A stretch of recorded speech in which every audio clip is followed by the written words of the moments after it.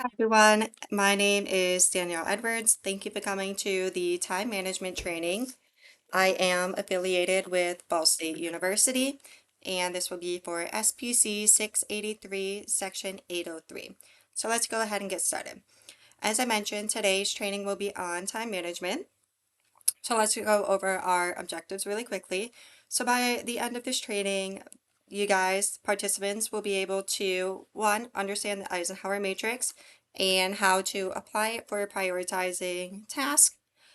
Two, develop structured daily and weekly time management plans. Three, implement scheduling tools and techniques to help with the efficiency. Four, identify just some common time management challenges or barriers that you may face.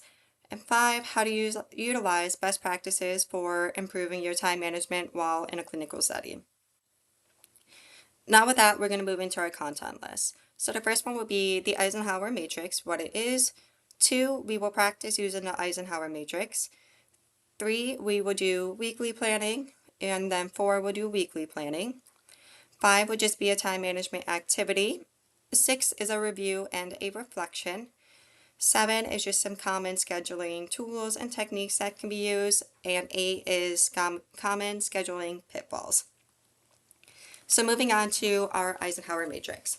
The Eisenhower matrix is a series of four squares that is designated as the first one being urgent and important. These are tasks that do require your immediate attention. As an example, for me, that is scheduling my trainee schedules, scheduling my supervision, as well as doing any documentation. The second category is going to be important but not urgent. These are tasks that can be scheduled, such as like staff meetings, our training meetings, studying for the BCBA exam, homework, things like that. The third category is urgent but not important. So these are things that do have a deadline. For me, that is scheduling my trainees. It'll be developing my trainees' independent work schedule, things of that nature. And then the last category is neither urgent nor important.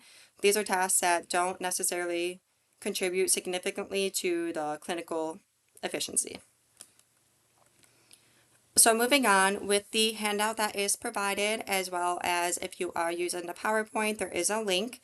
We will begin to practice with putting our own daily tasks into the daily and weekly tasks into the Eisenhower matrix. So from there, I would like you guys to think of at least like 6 to 10, 12 different tasks that you normally encounter on a weekly basis and filling them in on the matrix as it is deemed important.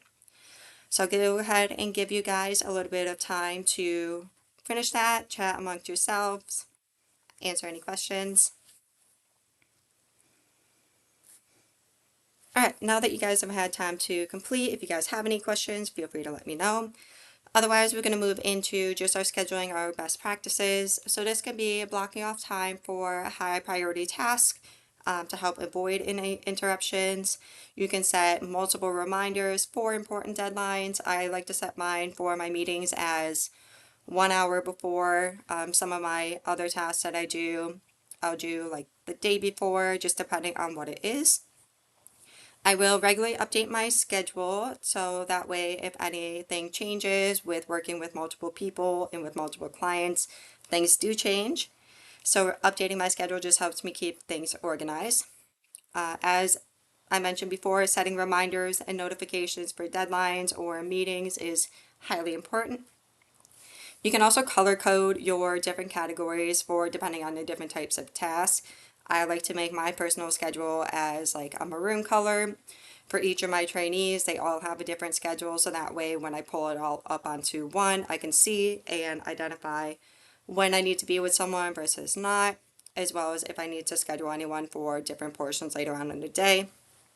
This also allows me to understand and realize like when I have training supervision versus a meeting, things like that.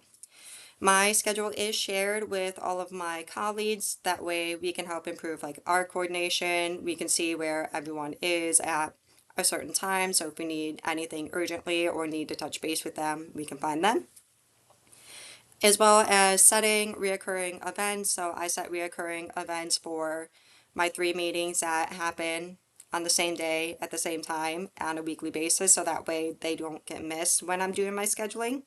This will also help to streamline your planning and take less time to create your schedule.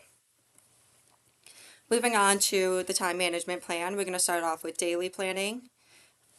With daily planning, you can prioritize your responsibilities. So these are going to be like very essential, very important things to do that need to be done that day.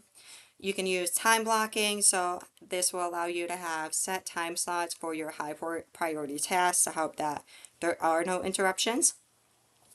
Using a task list, so creating a series of tasks to help identify that nothing is overlooked as some tasks change from day to day.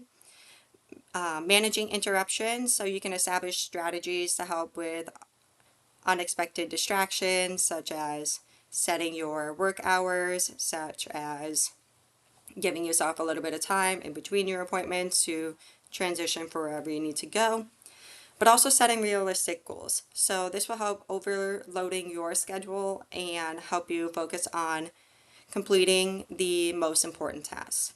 So using the daily planning sheet that has been provided or using the link that is provided in the PowerPoint, we're now going to go through our daily tasks. 7 minutes have gone by. Alright, so now we're going to come back to our weekly planning. So now we're going to focus on outlining our weekly goals. So these are going to be key objectives such as making sure all your trainees have been seen, make sure you're attending your meetings, make sure your assignments are submitted on time, such as like your documentation. As I've already mentioned, schedule your meetings, schedule your trainings. This will help with allocating the time for those and that they are blocked off in advance. Adding some flex time, so adding like a little bit of buffer time, just so if there is an unexpected task that pops up last minute, you can adjust for it. And then with breaking down larger tasks, such as a complex group project you have at work or at school, these can be broken down so that one, you're not fatigued and things are done properly. So now we're going to take a couple minutes, go ahead and do our weekly planning. Alright. So now we have, at this point, we've completed our Eisenhower matrix, we've completed our daily planning, and we've completed our weekly planning. So now we're going to go ahead and just like review those and reflect on those. So at the end of each day, as like the days go on, you can identify if your tasks were completed. If the tasks weren't completed, can they be adjusted into the following day? And then with this, you can also identify any barriers that may have arise during this time. So now we're going to discuss some scheduling tools and techniques. So again, using time blocking. So this is just identifying and specifying specific time slots for responsibilities. This will help minimize with any distractions and allow you to focus on your important task. You can use the 80-20 rule, which means that you focus on 80% of the tasks that are important and that produce the most results, as well as to remove any sort of like cluttering tasks. So these are things of low priority. Task grouping, so I like to group all of my supervisions in at the around the same like hour block, so one at 9, one at 10, one at 11, etc. As well as adjusting and allowing in some buffer time. So this is just a short break so that I can use the restroom, I can get water, things like that. And then I like to follow the 2-minute rule. So if the task takes less than 2 minutes, then complete it right away rather than putting it off. Then we're going to discuss some common scheduling pitfalls. So this can be overloading your schedule. This can be not being flexible. This can include ignoring your schedule reviews. So what this allows you to do is with schedule overload, it suggests like don't put your tasks back to back. Just make sure you have a balance between your works and your breaks. This just helps you mentally and helps increase productivity. Being flexible, so if you build flexibility into your schedule, you can allow for any last minute changes. And with ignoring scheduling review, so if you do a weekly review of how your schedule looked and identify what any problematic areas you have, you can adjust for the following week. And if we have any questions, please don't hesitate to reach out. Otherwise, I hope you found this training beneficial. Thank you.